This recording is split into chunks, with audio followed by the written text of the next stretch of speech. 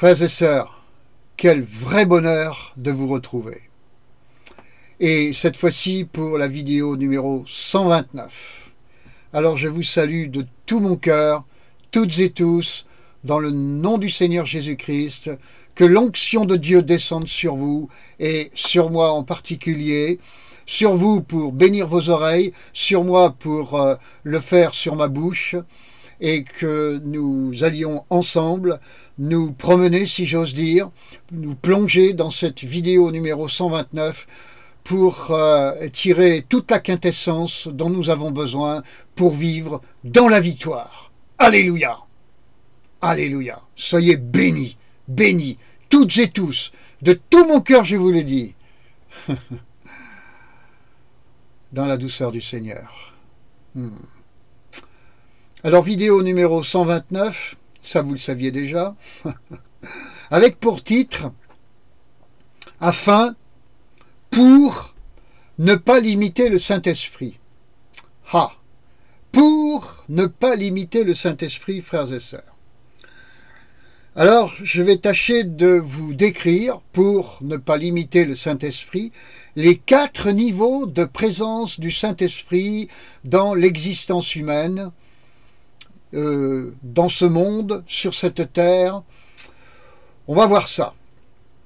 Avec pour introduction que je vous fais remarquer, bien-aimés en Jésus-Christ, que dans ma vidéo numéro 128, je vous avais, entre autres, expliqué, démontré qu'une méconnaissance de l'action de Dieu avait poussé Sarai et Abraham à bricoler une solution, si j'ose dire, bricoler une solution pour aider Dieu à accomplir sa prophétie sur eux, pour eux, c'est-à-dire pour leur donner en l'occurrence un héritier.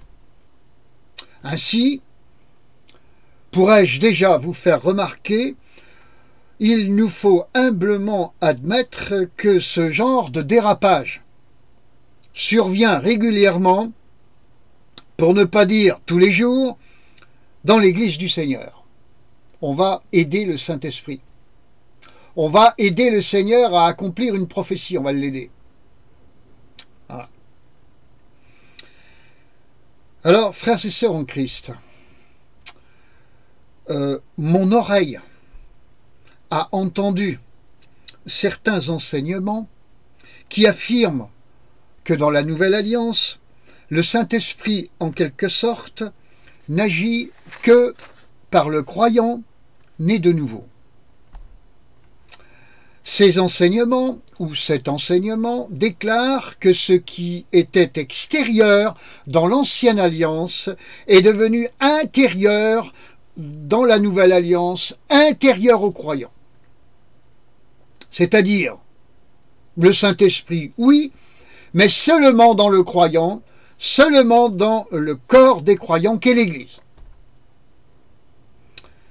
En conséquence, disent-ils, pas besoin de l'appeler car il est en nous. De plus, disent-ils encore, le Saint-Esprit ne se transmet que par l'imposition des mains et en aucun cas autrement. Vous l'avez deviné, je m'inscris en faux contre cet enseignement, et c'est le motif, vous l'avez compris aussi, de cette vidéo numéro 129. En effet, frères et sœurs en Christ, et comme le disait si bien un célèbre pasteur africain, eh bien, il disait « Ne limitez pas le Saint-Esprit !» Voilà ce qu'il disait, et à peu près dans le même ton que je vous le dis. C'est-à-dire que vous pouvez rajouter un certain nombre de points d'exclamation. Et dans mes notes, j'ai écrit ça en rouge, surligné en jaune. Car le Saint-Esprit habite bien dans le cœur du croyant, qui a fait la paix avec Dieu par le sang de la croix de Jésus.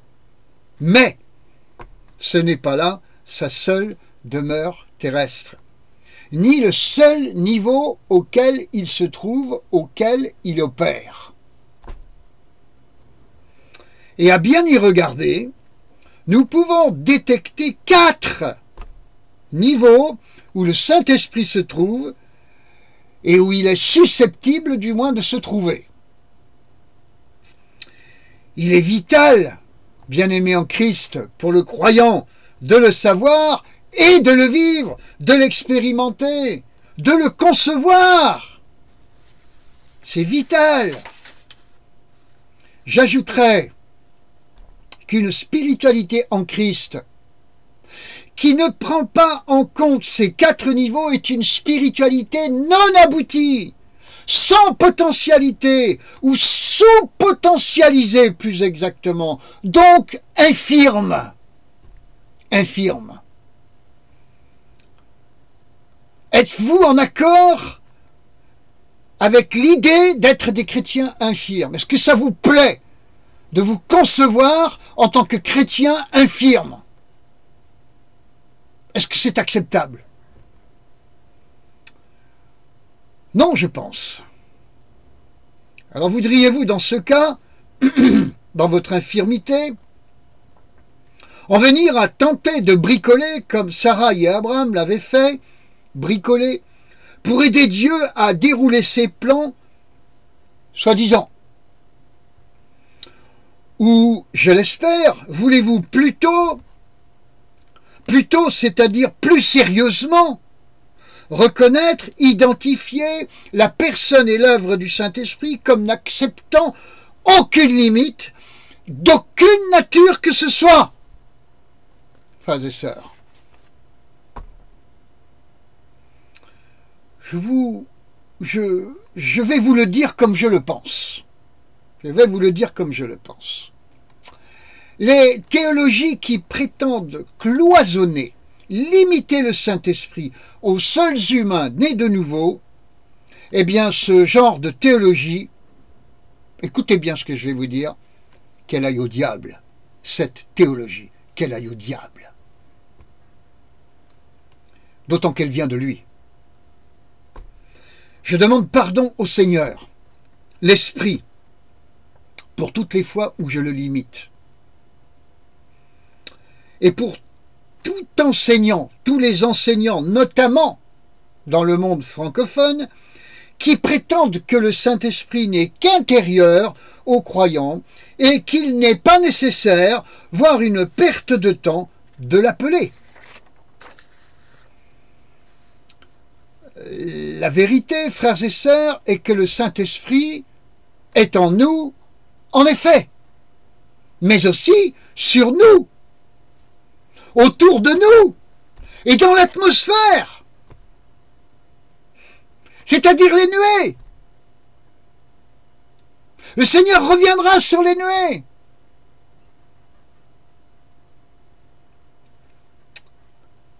En tant que croyant en Jésus-Christ, Fils de Dieu, Jésus-Christ, Fils de Dieu et mon sauveur personnel, je crois reconnaître ces 4 niveaux de présence du Saint-Esprit et vivre avec. Ainsi, en confessant et me positionnant par rapport à ces 4 niveaux de présence du Saint-Esprit, je posséderai la paix de Dieu et les stratégies de sa grâce pour agir en toutes circonstances. Je ne serai jamais dépourvu de moyens d'agir. Ma foi sera la bonne et mon repos constant.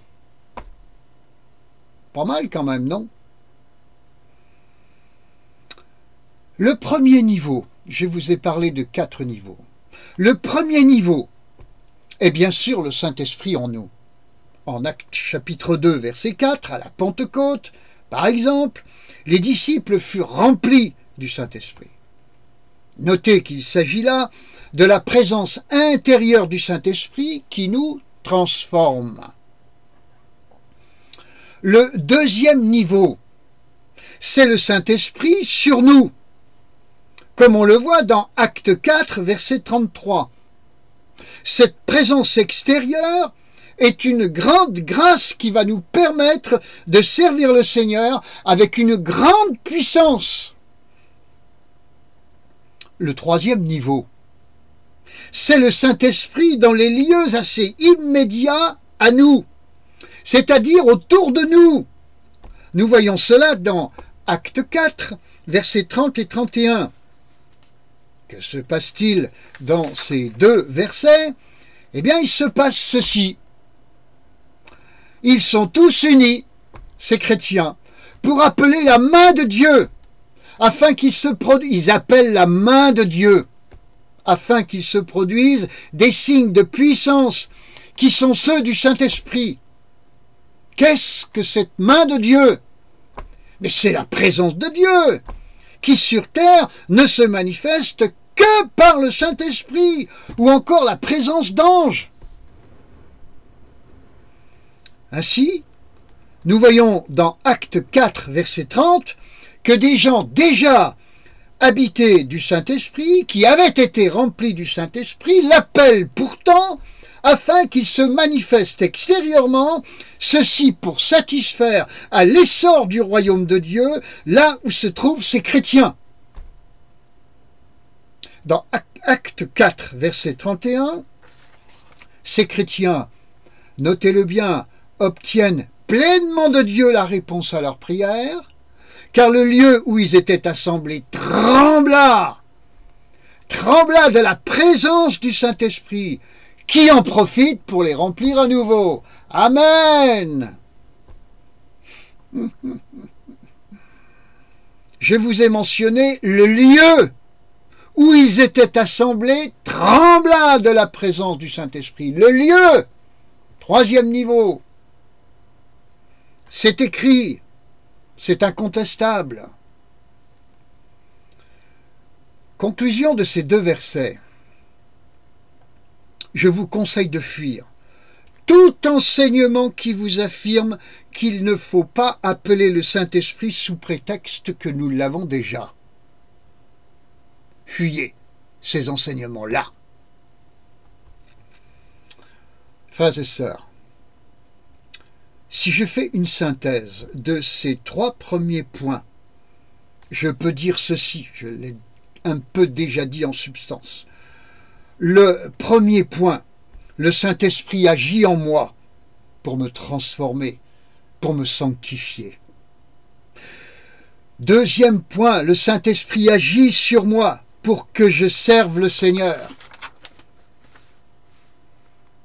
Amen. Troisième point, le Saint-Esprit agit autour de moi, sur ma demande, sur la demande des croyants, pour que je sois dans un climat purifié et non pollué, débarrassé de la présence de Satan.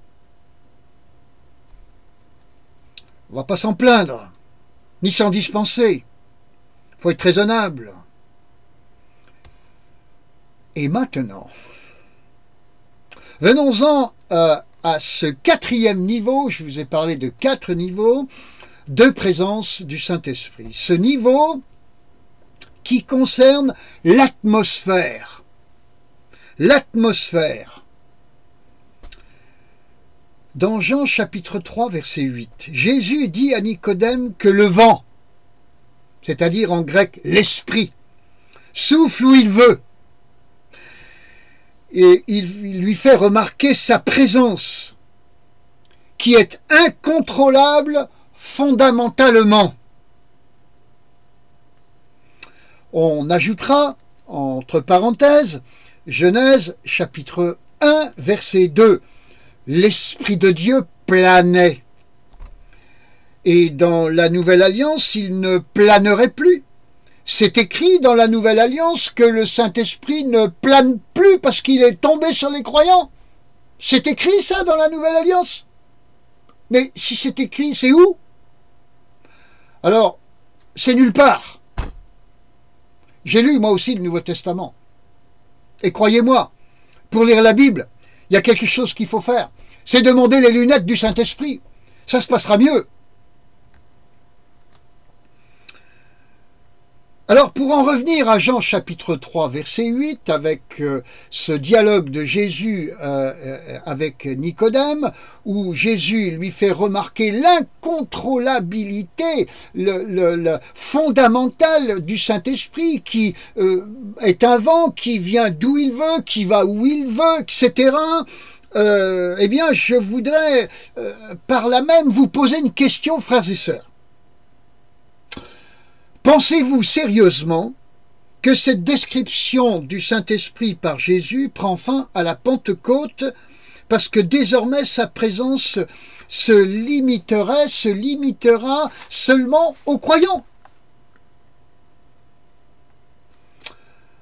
Chacun de nous, certes, bien-aimé en Jésus-Christ, peut croire ce qu'il veut. Mais en ce qui me concerne, je crois à la présence du Saint-Esprit dans ces 4 niveaux, et je vous ajouterai cette confidence que c'est fou à quel point je m'en porte bien. En clair, et pour le 4e niveau, je crois que comme pour le peuple d'Israël, la manifestation du Saint-Esprit est dans le ciel aussi, dans les nuées aussi, dans le feu aussi, et pas seulement dans le témoignage intérieur du croyant. Dans Apocalypse chapitre 22 verset 17, l'Esprit de Dieu est mentionné avec l'épouse, à côté de l'épouse, distinctement d'elle. C'est-à-dire que le Saint-Esprit est capable d'exister sans elle, en marge d'elle, indépendamment d'elle.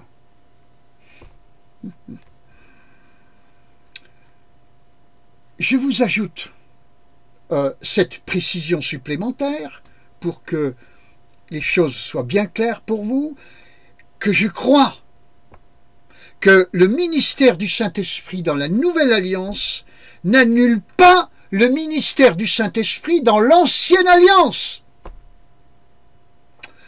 Dans la Nouvelle Alliance, le Saint-Esprit habite désormais dans les croyants. Amen.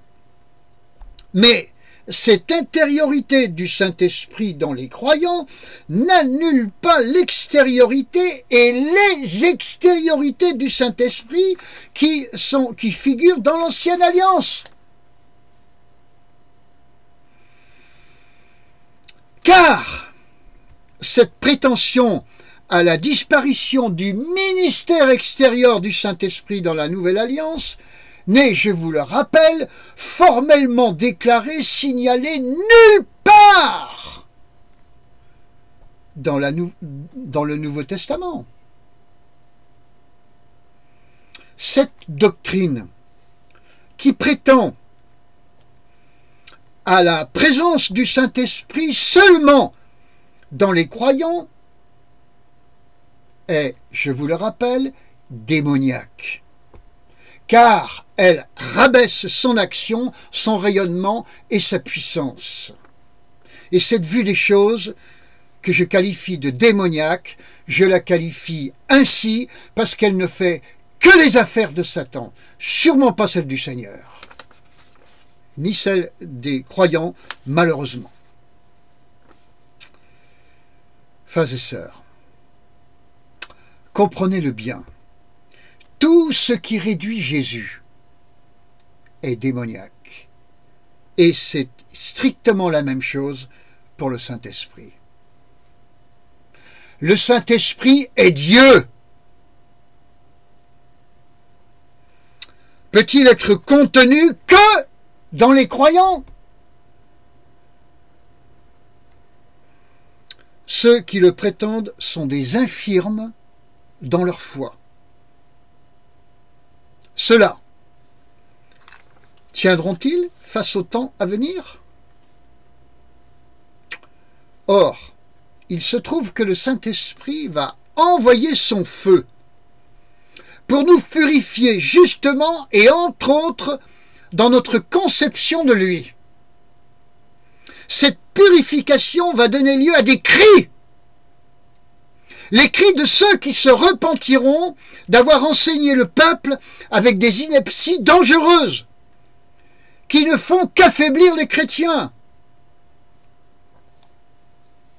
Bien-aimés en Christ, fabriquer des chrétiens sous-potentialisés. Fabriquer des chrétiens sous-potentialisés. Aïe, aïe, aïe. Aïe, aïe, aïe. Pour ce qui me concerne, vous en penserez ce que vous voudrez. Mais je vous promets que je m'efforce de me battre pour aider le chrétien et les chrétiens à vivre dans l'exacte potentialité que Christ leur a procurée par son sacrifice en croix. Je me bats pour cela. Et Saint-Esprit, je te remercie de m'y aider. Toi qui es Dieu. Je te remercie, Seigneur, toi qui es le Saint-Esprit. 2 Corinthiens 3, versets 17 et 18. Je te remercie, Seigneur, toi qui es le Saint-Esprit, de nous donner tes lunettes pour que nous sachions lire la parole de Dieu correctement, normalement, comme toi tu le veux. Et que Philippiens chapitre 2, verset 5, nous ayons la pensée de Christ, celle de l'Esprit, aucune autre. Qu'il en soit ainsi. Soyez bénis, frères et sœurs en Jésus-Christ. Mais faites le nécessaire aussi pour attirer sur vous cette bénédiction, et non pour la faire fuir, pour réjouir le Saint-Esprit, et non l'attrister. Je confesse que chacune et chacun d'entre vous qui m'écoutez, et beaucoup d'autres, sauront le faire, au nom de Jésus-Christ. À bientôt. Je vous embrasse de tout mon cœur dans le Seigneur, et vous donne rendez-vous pour la suivante. Alors ce sera la 130e. Ouh là là. Au revoir, mes amis.